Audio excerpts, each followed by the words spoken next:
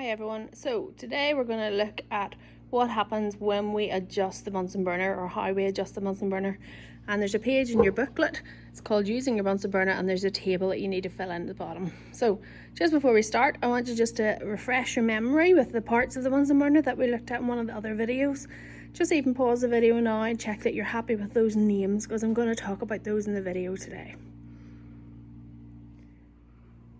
Okay, so the gas is turned on and we're ready to light the Bunsen burner. So you remember from our previous video that you have the air hole almost closed.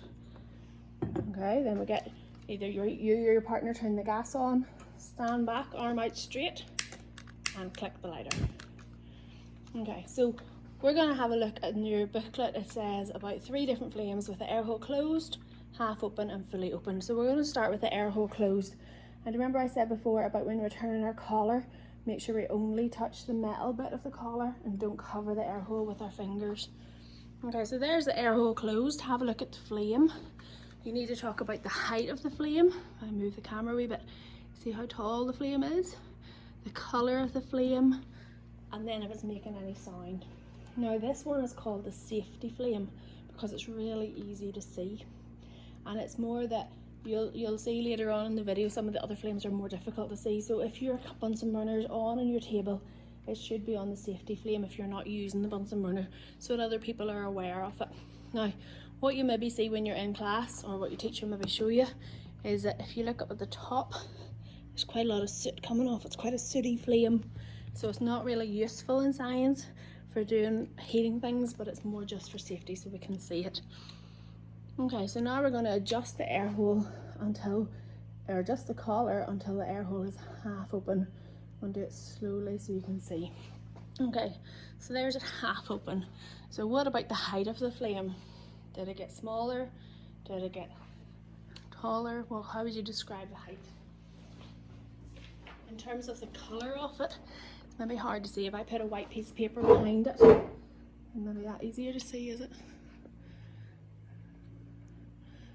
So it's blue at the bottom, and then there's little yellow tips on top, and again it's not making a sound. We use this, it's a lower temperature, so we use this for heating liquids in science. Okay, and then if I carefully adjust the air hole so it's fully open, go this way.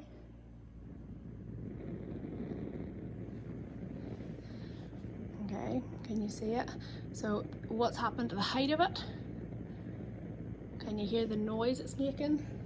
This is called the roaring flame. Now, it's kind of hard to see in the video, but there's 2 blue cones. There's a darker blue cone, and then there's a smaller light blue cone. But can you see, comparing this to the safety flame, it's a lot more difficult to see. So that's why if we're leaving a Bunsen unattended, we always have the safety flame on, because it's hard to see this one, especially in a bright day like today. We use this is a roaring flame, we use this to heat solids. This is the highest temperature flame that we have. Hopefully you can hear the roar coming off it, the roaring flame.